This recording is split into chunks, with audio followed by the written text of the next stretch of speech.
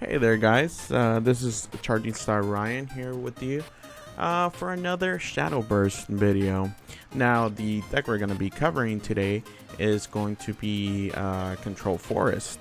So obviously there's a lot of different versions of this deck.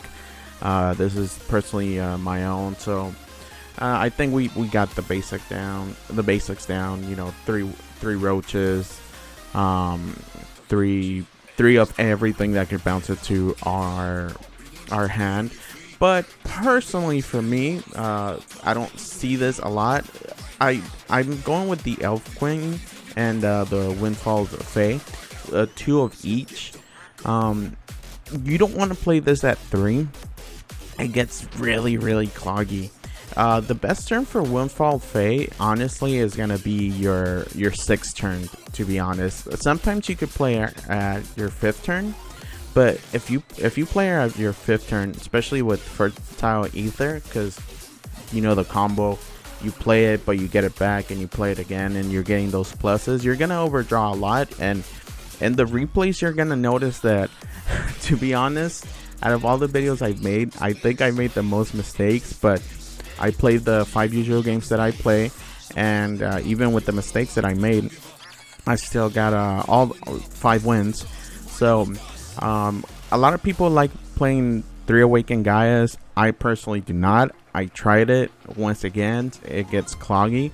The one thing I would say is, the one thing that I might change maybe in the future or through play testing some more is Fairy Dragon doesn't, maybe it's amazing for other people and obviously it's defense and it's a 1 cost play point follower, but it's never really helped me that much, to be honest. But I mean, to each their own, like I said. And yeah, we're gonna check out the matches that I had, and I hope that you guys enjoyed, and let's get to it. Hey guys, let's actually just jump right into the matches. So our first match here is going to be against Evil Dragon. At least the variation that I hadn't seen before. He was playing some cards that I usually don't see in Evil Dragon. Maybe I haven't come up against Evil Dragon a lot lately, so that's why. And here, I mean, it's always a good idea to keep the Kokoro in hand.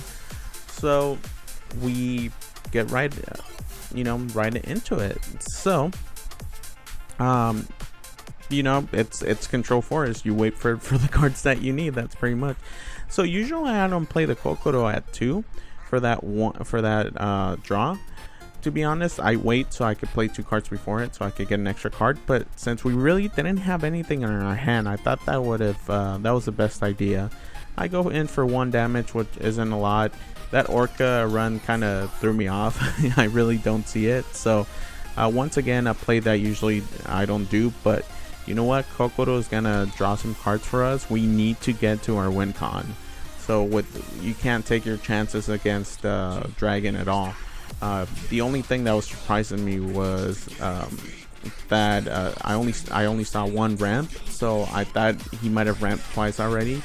So, but I was still nervous. You know that once Dragon starts ramping up, it gets really difficult. So here I'm just I played extra cards for 2 reasons: so I could get the May and filter my deck, right, and so I could clear the field, obviously. And I was afraid of possibly overdrawing with Faye, because sometimes you'll overdraw with her. So here, luckily, after going through our deck a bit, we get our Roach, and we have 2 bounces, if you count the Evo. And we're gonna go for we still have May on the board, and we're gonna get some damage in there. We're gonna bounce our Roach back and set everything up. So here, he just clears the board, but he ramps up like I said before. So now it's like, oh my god, he's almost at 10. He's gonna be at 9 next turn. But the best I could do right now is try to get some bounces. I wish that he would have left a body on board, a follower, so I could play my Airbound Barrages. that was the only thing that was frustrating me, to be honest, that there was nothing on board. Once he played this, I was happier, just because in my head I'm like, oh, I just need one more bounce and I could take this game. And I was super confident because we had the Fae in hand. I was super confident that we were gonna get that extra bounce, because after a while I was just gonna start drawing cards. So I wasn't nervous or anything, and obviously we were able to filter the May, so we were not gonna draw her. I try to leave his board on the field, that way he can't kill us even with all his attacks. And here we go. Thanks to the May drawing us cards, we were able to draw that one single card that we needed to get the win, and we're plussing. And down goes Evil Dragon. He gives up, and I can't. Obviously, it was a win, but I think Fae definitely came in handy. The later you play Fae, I think it's the better. Even though, like I said before, I like playing her in the 6th turn. If I have Ethers, I like playing her on the 5th turn, obviously. But that's just, that's another story. So here our next match is going to be against Havencraft.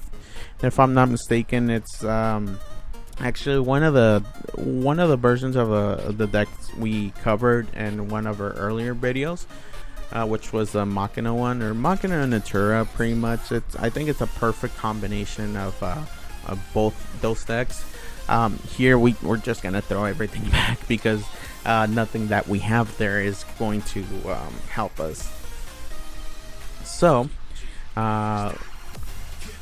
let's do this, right? Not really. There's nothing that we can play here. What I'm gonna decide to do is just keep stalling a little bit. I was thinking of playing the Traveler's Respite, just so I can have a 0.3, but considering that I know the deck very well, I decided to hold on to it. That Iron Knuckle Nun kind of gets in our way, and here that's when I decide, you know what, I better have 0.3s for next turn, because I know I'm gonna have to clear a big board. I was more afraid of him playing something else and healing somehow and buffing up his whole field, but at the same time it wasn't that big of a deal, just because we had the 0 trees on the field, and we have Arya's Whirlwind also. So I was feeling fairly confident here, and obviously after playing 4 cards, we typically will get the May.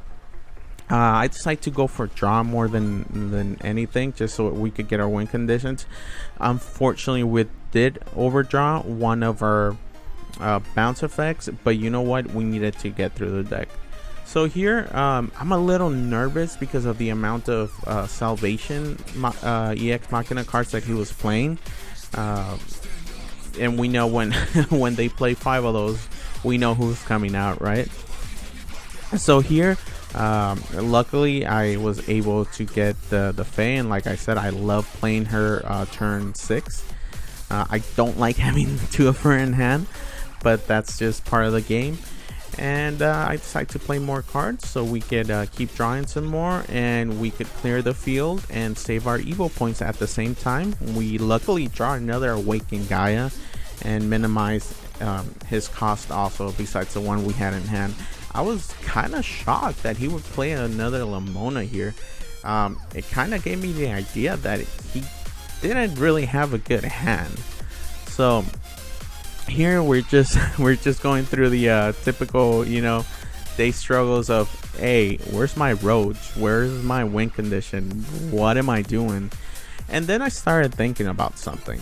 Honestly, I have 2 Awakened Gaias. One of them is gonna cost 0, the other one isn't gonna cost that much. I'm not getting any of my roaches. They're probably on the bottom 10. Let's go for the win, actually, with our followers, not with the roach, but with our followers. So I decided to take a different route to what the deck usually does, and just kind of go in. So here he plays more Salvation. I was really shocked that he wasn't playing the Machinas, and I haven't seen Father Refinement in a long time. So here I'm thinking, you know what, he's probably gonna buff up his entire field. But honestly, with any other deck, maybe I would have been nervous. But guess what? I have Awakened Gaia, so I can clear your field easily 2 times in a row. So I wasn't afraid of anything that he had, considering the amount of cards he had in hand. So everything was gonna be fine. I crashed just so I could evolve my Fairy Tail Dragon and have more protection and more bodies on the field. And we're playing so I could get those 4 cards in there, and I could get my Awakened Gaia effect on there and blow up their field. So he gets a bunch of salvations there, but it's fine. We're gonna heal back 220, and we're gonna buff our field, and we're gonna make a board presence there. The only reason I played that was so I don't overdraw next turn, because even though we're not going for the roach anymore, I kind of still want to have a great field. So still kind of shocked that he wasn't playing the El Machinas, because I mean, this took me kind of it kind of threw me off, because I'm like, why would you play Technolord if it's not even gonna clear? You know what I mean? Like, why would you do that? But hey, whatever, it is what it is. That's what he decided to do. So here, what I decide to do is just, you know what, let's be funny about it. Let's clear the field, but also let's put a bunch of big bodies on the floor, and we're gonna put some more huge wards out there and see if we can answer them. I mean, and the deck does have the potential for it, but I don't know if this big of a ward, just how much, because of how much they could buff. And unfortunately for them, they just didn't have it.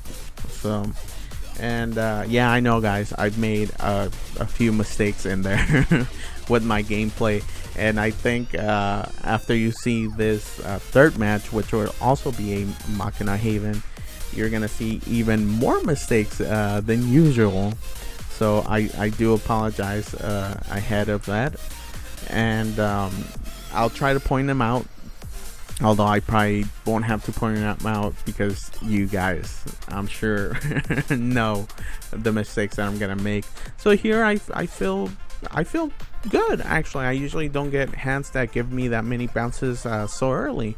And then on top of that, we draw the Fae. Even though we love the Fae, we did not play her at 3. Like I said, she does get clogging. I'm nervous of that 2/2. I feel like I should have cleared it, and I wasn't thinking straight. And then when I saw the Reverend come down, that's when I'm like, oh my god, I messed up like really bad. Like, I have to do something to clear this board, because it's gonna get ugly. And then when he played the Confectioner, I felt a lot better, because I'm like, oh, I thought he was just gonna make these guys huge, which he didn't, and we're able to punish him for that. So I feel it would have been a lot harder field to deal with. Obviously, I'm gonna let him have, or let him keep one of his followers. The only reason I played the Fertile Ether there was so I could just cycle through my deck, get that May. Now, I should have thought about it a little more, because obviously I was gonna overdraw. So here, what I'm thinking is he's feeling fairly confident that he could just get that extra damage in. If he was being so aggressive, I honestly would have evolved there. I would have evolved Justine just to get that extra damage. So here, I know that I could clear the board, no problem. I'm getting my bounces. They're going at a alright speed. The reason that I play that extra tree is so I could go in through my deck even more, and we're gonna overdraw next turn, but we're hoping that he's gonna have a follower there, so we could play some more of our airborne barrages and get our bounces and just get to our win as fast as we can. But like I said, the bad thing is that we're definitely gonna overdraw here, and whirlwind, it's a hard loss, but it's, you know what, it's better that we go for our win con more than anything. So we did lose an important piece of the puzzle, an important card for the deck, but we're cycling through it. The May comes down, I don't want to make the same mistake again, so I decide to play one of the maze, so next turn I'm not overdrawing. So now what we're looking for is an extra bounce. We already have one bounce in hand, right? We know this, so one more card, that's all we need. So here he decides to actually evolve for, which is what I would have done last turn. But I mean, you know, I don't agree with the way that he was playing the deck. I could kind of see it in my head why he was doing what he was doing, but I just don't think it was the right call. I don't think it was the right choice. But to each his own, of course, right? We're all here to learn. We're all here to be able to fix those mistakes, just like I'm trying to fix the mistakes that I've made, and I'm not gonna blame the fact that it's 2 or 3 in the morning. Here I made a humongous mistake. I thought I could play my bounce, which I couldn't, and I got a little nervous when I saw that happen. But when he played the Viridian Magna, I was a little confused because he hadn't played any trees. I think he noticed that, and we get the win because he had nothing more to play. And yeah, it was and both our ends, I think we made mistakes there, and fortunately I was able to come on top. And if we let's go back to it and see. Oh, by the way, I played in the cup. I got to the final stage and I won 3 times, if I'm not mistaken. I have to double check, but yeah, once again, this is Control Forest. This is my build, my recipe. Try it out, guys. It's very consistent. So far it's probably been my favorite that I played with the ratio of cards. So before I leave, if you liked the video, if you like the commentary, if you have anything that you'd like to add, anything that you would like to see, please don't forget to give me a like, comment, and a subscribe. That would really greatly help me, and I hope that I can bring more videos like this to you guys. And don't forget to check out the other videos that I've made. Also, we have right now, we have Natura Shadow, and we have a Havencraft Machina, so don't forget to check those out, guys. Anyway, with that said, once again, I thank you for your time. This is Charging Star Ryan signing out.